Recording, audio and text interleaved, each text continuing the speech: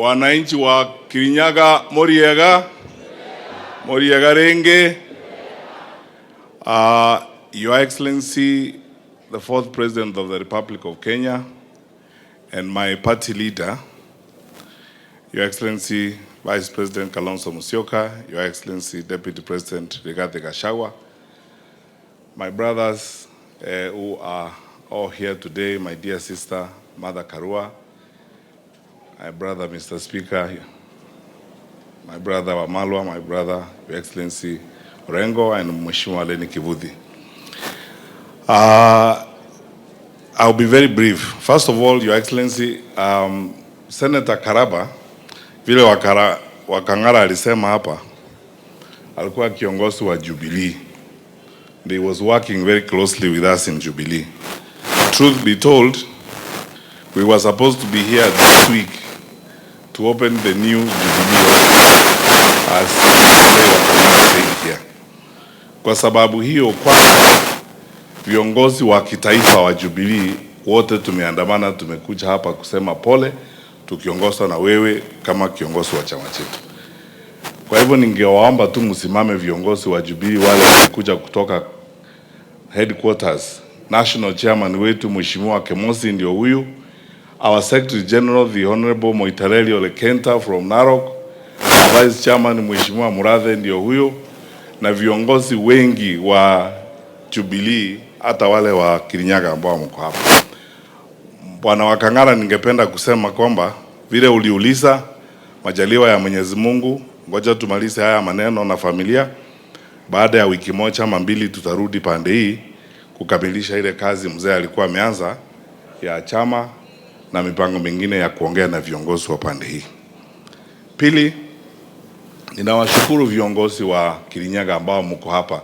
I'm very happy to see our senior leaders who are here, mzee James Madenge, mzee Matere Keriri na wengine, and all of you elected leaders who are here, including my brother and formerly when we were in government, my compatriot and crime partner, PS Karanja Kibicho.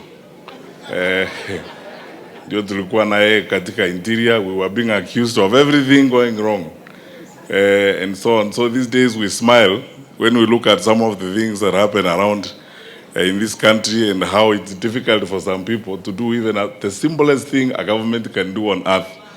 Lakini sawa tu, hiyo ni ya siku ingine tutaongea. The first time I met Senator Karaba, I was remembering this week when I heard he had passed away. I remembered more what I told him when he left my office at Jogoo House. I was the Minister for Education that time. As you know, Mzee Karaba was a consummate educator. He had been a head teacher, alikuwa anaelewa education sector like the back of his hand. I spent about an hour with him. We were going through a very difficult time that time, reorganizing the education sector, because our president was determined to ensure that he cleaned up the education sector and gave it back the dignity. The president demanded of us very serious delivery, and I kept seeking counsel from a number of people. Actually, Honorable Karaba came on his own. I didn't have an appointment with him. He requested to see me as a new minister, and he came to the office. And we had a chat, and you could tell somebody who's deeply interested in the education sector and the development of his country. So I remember him for that. But most importantly, recently, as we have been having these discussions, I also remember him as a gentleman, truly a gentleman, a peaceful person.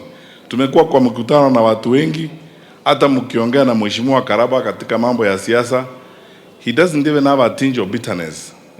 He doesn't argue against other people on the basis of the parties they belong to and so on.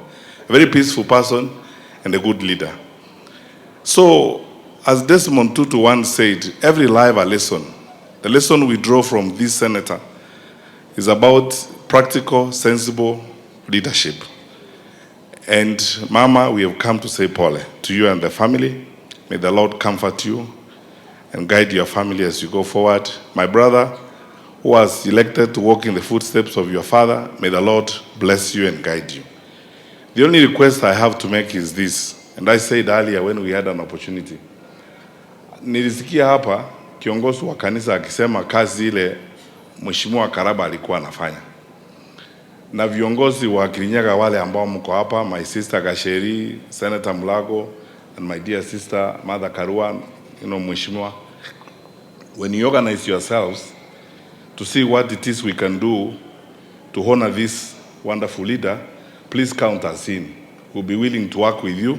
Hata ile kanisa mama alisema hapa, mkiwa tayari tuanze kufanya hiyo, tutarudi tena siku ingine tuongee mambo mengi na tufanye hayo mambo ambayo huyu mzee alikuwa anafanya. Finally, I think it will be unfair if I also did not say this myself when everyone has come here and said it. Sisi tuko tayari kufanya kazi pamoja. Hii nchi inahitaji kutengenezwa vizuri. We are prepared to fix this country. Your Excellency, it's true as people say. Even as you drive here, we remember some of the things we started doing here that are incomplete. Some of the infrastructure projects that are not done, that are incomplete. And I hope the people of this part of the country, safari hii, muzikize viongozi wenu wakiongozwa na huyu kiongozi wetu, rais wetu Mheshimiwa Kenyatta, ambaye ametuongoza sisi wote vema huko mbeleni. Lazima tutafute namna ya kutengeneza nchi yetu. Na najiunga na wengine, tutembee safari hii, tujaribu kusaidia nchi yetu. Mungu na awabariki.